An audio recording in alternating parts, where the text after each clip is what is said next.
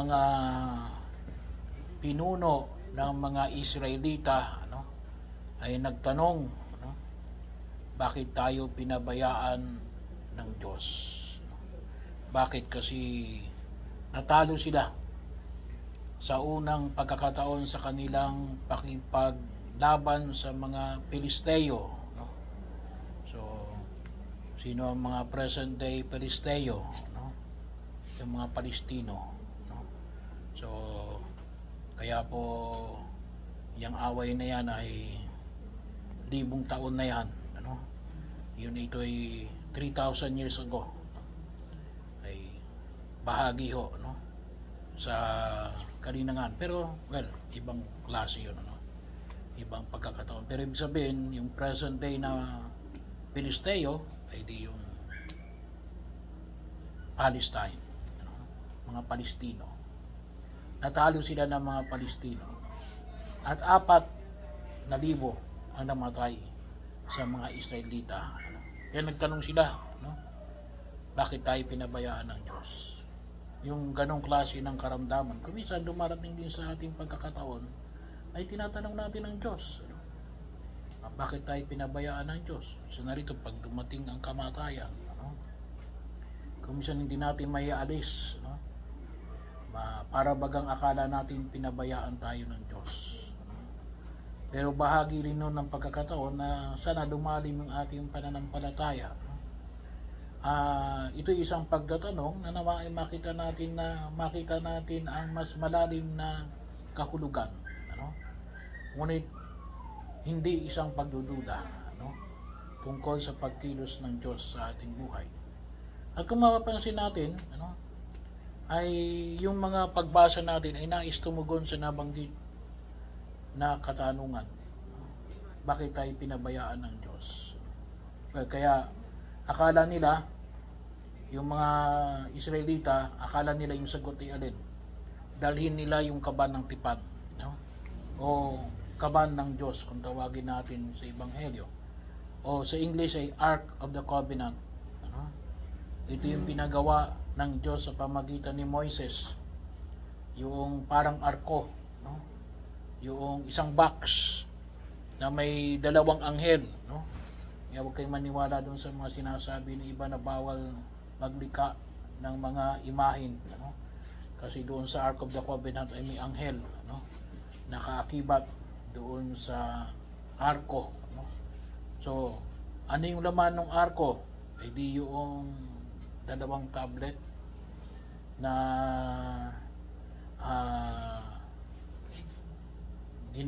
ginawa ng Diyos, na kinalalagyan ng 10 utos ng Diyos. Yun ang nakalagay sa arko. Kaya maliwanag sa kanila na alin, nasa presensya nila ang Diyos. Yun ang akala nilang tugon, para matalo nila ang mga Pilisteo. Pero nakita natin na alin, natalo sila ng Pilisteo. At gaano kadami ang namatay? 30,000 ng mga Israelita. And then sila ay kumalat, nagtago yung mga nabuhay. So bahagi natalo sila. Bakit? Siguro masasabi nilang natalo sila. Kasi sinasagot ko yun ng Ebanghelyo natin. Hindi nila nakita yung panyayan na ipinapamanik sa atin sa Ebanghelyo na alin. Yung katulad nung ketongin.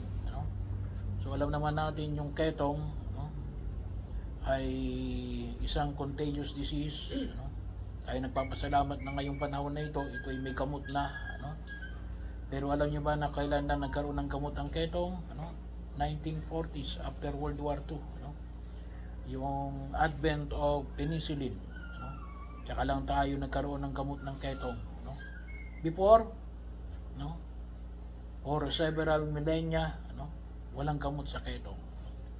Kaya kapag sa mga Hudyo, may batas sila, na kapag may ketong, anong sasabihin nila? Sisigaw sila ng malakas, lumayo kayo sa akin, lumayo kayo sa akin. Ako'y marumi. Pero dito, sa Ebanghelyo, ano yung nakita natin? lumapit yung may ketong kay Jesus. Hindi para hawaan siya, ano? Kung sa pananalig na alin, na nais na siya ay gumaling, nagtitiwala na siya ay gumaling, at si Jesus ay may kapangyarihan na siya ay pagalingin, no? Pero yung kanyang paanyaya din ay, kung ibig po ninyo, mapapagaling ninyo ako. So yun ang bahagi ho, ano? Kung ibig ninyo, mapapagaling ninyo ako. So sa lumang tipan, yung mga Israelita, ano, hindi na nila tinanong ang Diyos kung nais ba ng Diyos na makipaglaban sila sa mga Palisteo, no? Ang gusto nila ay alin? Matalo nila yung Palisteo. Hindi nila tinanong ang Diyos. Ito maganda yung paanyaya ng ketongin. Kung ibig po ninyo, mapapagaling ninyo ako. So, kaya ito rin yung bahagi, no, kung bakit ang mahal na Birheng Maria ay napakalapit sa ating puso, no? Yung pananampalataya ng mahal na Birheng Maria na nagpapahayag na alin, mangyari nawa sa akin ang iyong sinabi. Ibig ko gumaling ako, no? Pero ibig ba ng Diyos, no, naggumaling ako? Yun ang mahigit na mahalaga. So bahagi ng pagkilos na kung saan, ano, ay pwedeng sumagot ng oo o hindi. Nagkataon lamang sa Ebanghelyo, ang sinagot ni Jesus ay alin, ibig ko gumaling ka, no? Physically, emotionally, spiritually, no? Well, para kay Gerardo, no, ay nakita natin na alin, ibig sabihin na kung saan ay gumaling si Gerardo, hindi physically, no? Pero surely, ano, spiritually, no? Kasi naianda niya naman yung kanyang sarili sa harapan ng Poong May Kapal. Pero napakahalaga, ano, yung pagkilos na alin, na ito ba yung ibig ng Diyos, no? Ito ba yung kagustuhan ng Diyos? Yun nawa yung makita natin sa pagkilos. Kasi iba yung gusto natin, iba yung gusto ng Diyos, ano? At sana makita natin na alin na yung gusto natin ay pwedeng magpasa ilalim sa kagustuhan ng Diyos. Yung mga Israelita, no, pinilit nila na ito yung gustuhin ng Diyos. Kaya ginamit nila yung alin, yung kaban ng tipan. Sa pag-aakalang kapag kasama nila yung kaban ng tipan, ay mananalo sila sa mga Pilisteo. Ay hindi nangyari yun. Eh sure, bakit? Hindi ng kagustuhan ng Diyos. Kaya bahagi yun na kung saan ay masakit man sa ating kalooban, ano, ang ating nararamdaman ngayon sa pagkawala ng ating kapatid na si Gerardo, ano, ay yun nawa yung maging bahagi ng ating panalangin sa pagkilos natin, no?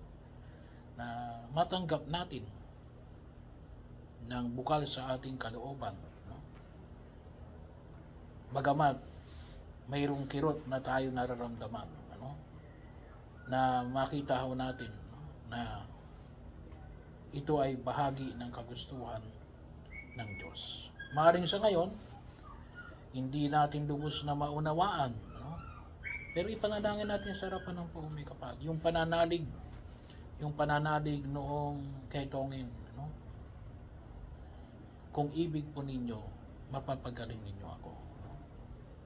Sana matanggap natin yung ibig ng Diyos sa atin. Partikular sa pagkakataon na ito, para kay Gerardo, no? Matanggap natin ang katotohanan na dulot ng kamatayan at higit nating pakinabangan ng biyaya na ipinagkaloob ng Poong May Kapal, ano, na si Gerardo ay kapiling na niya doon sa kanyang kaharian sa langit, ano? Yun ang palagi kong binibigyan ng diin, ano? Kung tutusin, ilang beses kong napuntahan na si Gerardo para pahiran ng Santo Olio, no? Sabi ko nga ay yun ay isa sa mga patuloy kong paanyaya, ano, sa mga nasasakupan ng parokya, ano, kasi bahagi ho, ano, na ito yung pagkakataon na kung minsan nakita ko, ano, matagal nang nakaratay sa kanilang higaan, ano, hindi man lang napahiran ng Santo Olio, no? At Sabi ko nga, ay mayroon pang lay minister, na namatay, nang hindi malamang napahiran ng Santo Olyo, ay sayang, sayang yung biyaya ng pananampalataya, kasi kahit doon inihanda, at alam ko, ay handang-handa na si Gerardo, sa kalooban ng Diyos, bahagi na kung saan ay maliwanag na naging bahagi ng kanyang pananalig, kasi aware siya, kaya mas maganda ho na talagang kapag magpatawag ng pari, yung conscious pa, yung may sakit, para makatugon sa panawagan na ipinapahayag ng Poong May Kapal. Maging maliwanag sa kanya na alin na yung kalooban ng Diyos ang nangyayari.